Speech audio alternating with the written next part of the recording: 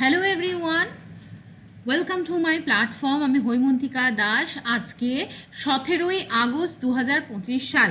আজকে সকালে বেশ কিছু ব্যস্ততার জন্য, অফিসের কাজের জন্য আমি ভিডিও রেডি করতে পারিনি, তাই আজকে রাত্রের দিকে এই ভিডিওটা তোমাদের জন্য আপলোডেড হবে এবং এডিটোরিয়াল এবং ডেইলি নিউজের কমপ্লিট অ্যানালিসিস থাকবে সাথে one liner current affairs MCQ, so that সেটা তোমাদের যে কোনো কম্পিটিটিভ এক্সামিনেশনে যেখানে current affairs one liner question হিসাবে আস্ক করা হয় সেই উত্তরগুলো তোমরা সঠিকভাবে উইথ কনফিডেন্স অ্যান্সার করতে পারো। তাহলে these are some of the important headlines as you can see. আজকের হিন্দু নিউজপেপারের কমপ্লিট অ্যানালিসিস তাহলে শুরু করা যাক। So this is the front page of the Hindu newspaper. First of all, in the front page there are two important news. One is with respect to the governor's role and another is with respect to the second is recent development with respect to Russia and the Ukraine war. তাহলে প্রথম নিউজটা দেখা যাক।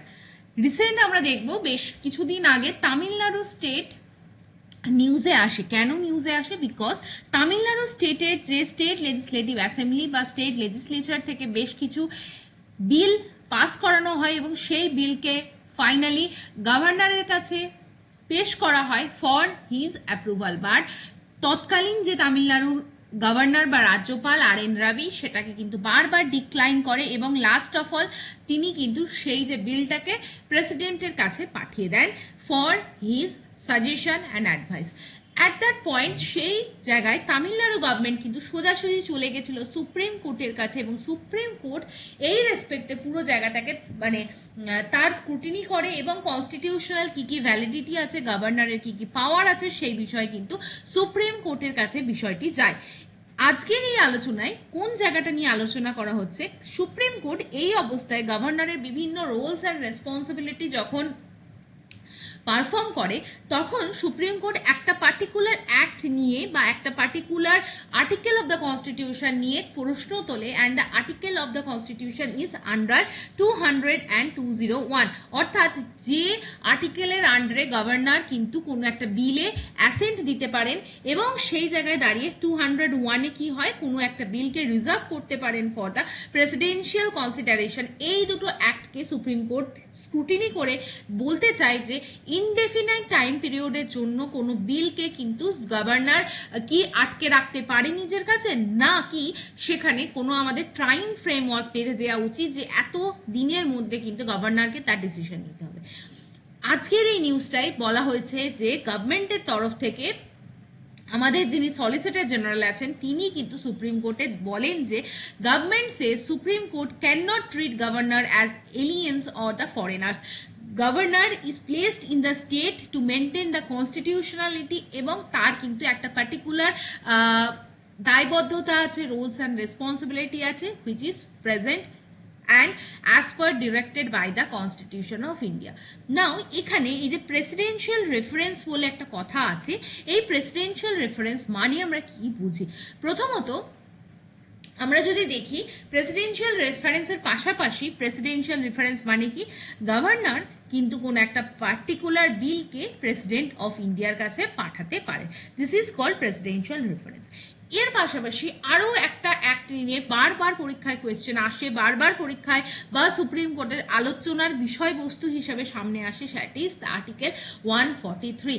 143 article is actually talking about the advisory jurisdiction. Advisory jurisdiction এর আন্ডারে article 143 empower করে president of ইন্ডিয়াকে। কি প্রেসিডেন্ট অফ ইন্ডিয়া কিন্তু সুপ্রিম কোর্টের অ্যাডভাইসকে সিক করতে পারে কোন বিষয়ে? কোনো এনি কোয়েশ্চেন অফ ল বা anything that needs the that is associated with the public important matters, অথবা যেটা রিসেন্টলি বা নিয়ার মানে পাস্টে কোনো ঘটনা উত্থিত হয়েছে এই ধরনের বিষয় which is associated with the public matter, which is associated with the question of law, সেটাকেই কিন্তু প্রেসিডেন্ট সুপ্রিম কোর্টের কাছে অ্যাডভাইসারি জুরিসডিকশন হিসাবে সুপ্রিম কোর্টের মতামত বা তার ইন্টারপ্রিটেশনকে সিক করতে পারে। নাও এই জায়গায় আমরা যদি দেখি নেচার অফ অ্যাডভাইস, অর্থাৎ সুপ্রিম কোর্ট যে মতামতটা দিল সেটা কিন্তু শুধুমাত্র অ্যাডভাইসারি নেচার, সেটাকে মানতেই হবে, এর কোনো ফিক্সড রুল নেই। প্রেসিডেন্ট চাইলে সেই যে অ্যাডভাইস সেটাকে রিজেক্টও করতে পারেন। That is why it is non binding on the president, he May follow or may not follow the opinion. আরও একটা জায়গা যেটা নিয়ে আলোচ্য বিষয় সেটা হচ্ছে আর্টিকেল 145 সাবক্লজ 3।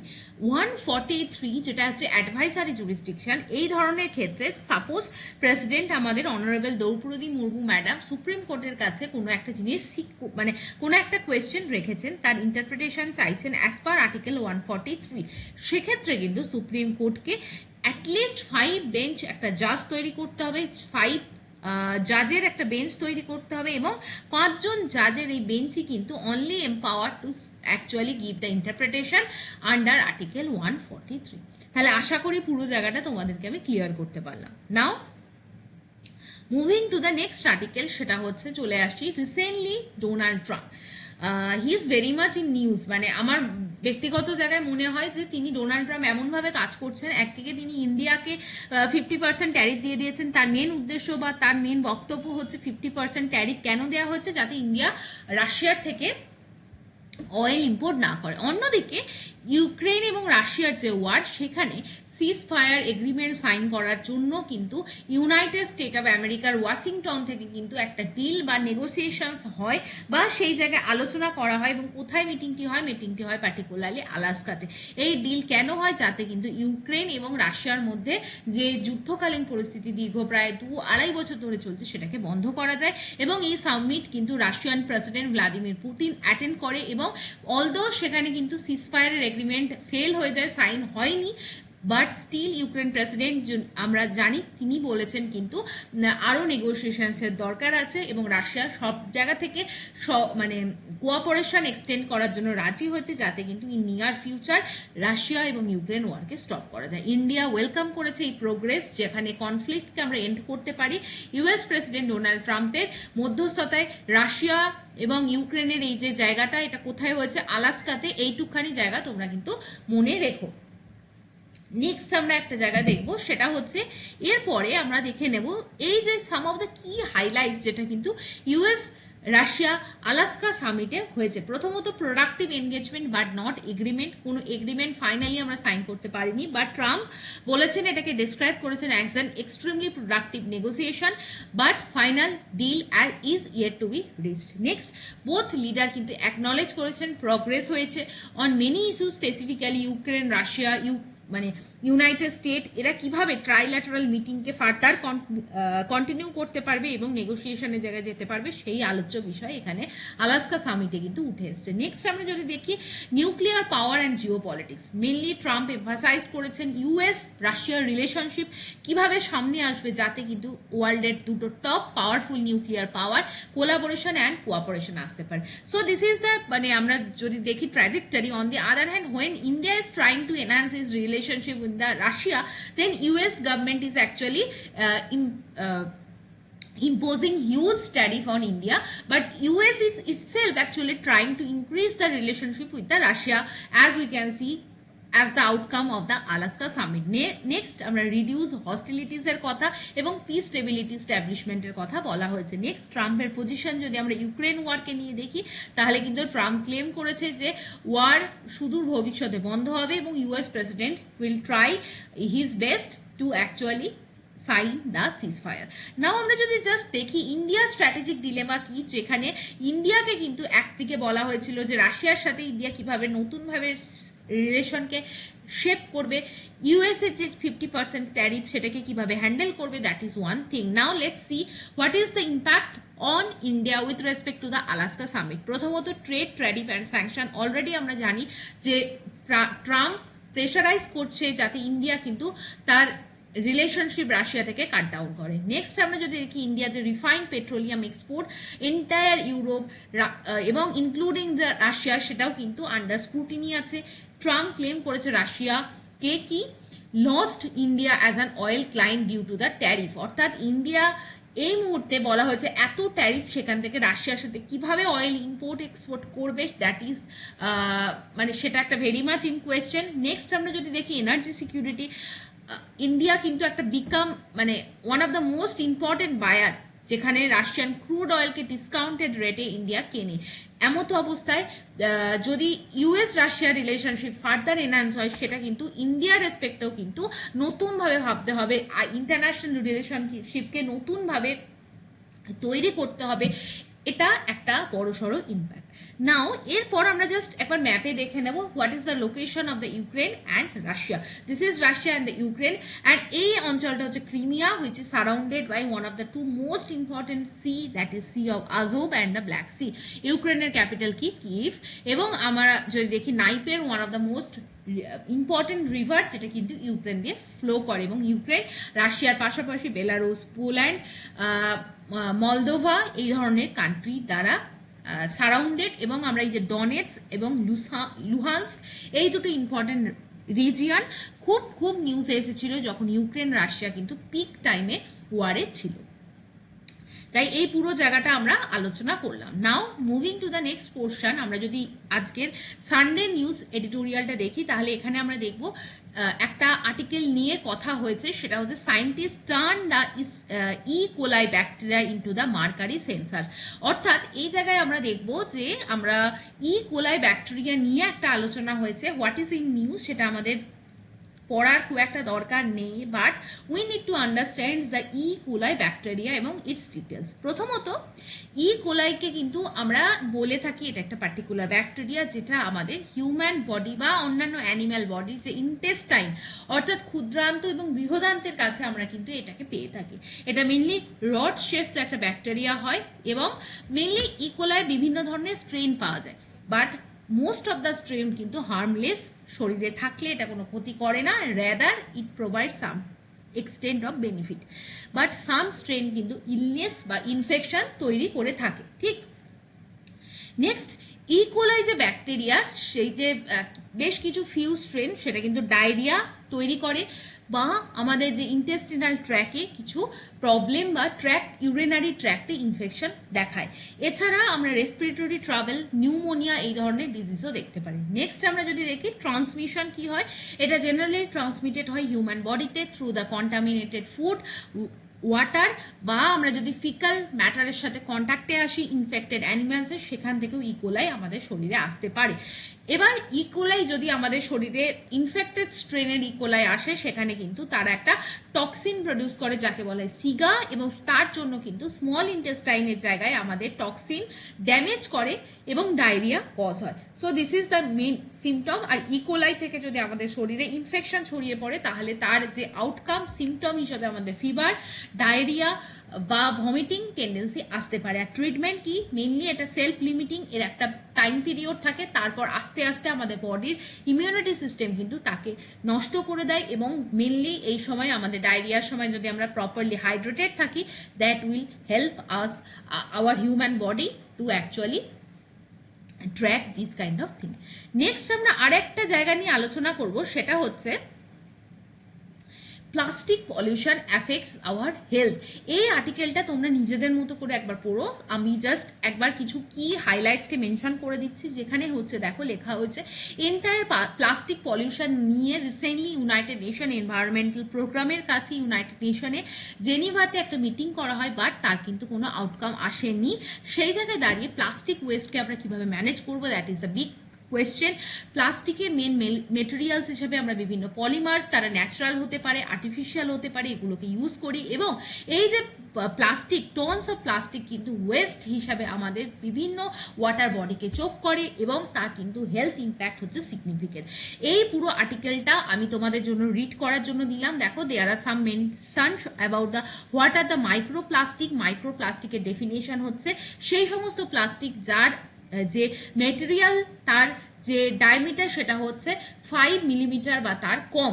এছাড়া এই ধরনের মাইক্রোপ্লাস্টিক ইউজ করলে কি হয়, not only it is actually impacting the environment, but also hour human body. For example placenta, breast milk, bone marrow, এই সমস্ত জায়গাগুলোকে কিন্তু মাইক্রোপ্লাস্টিক দ্বারা এরা ক্ষতিগ্রস্ত হয়।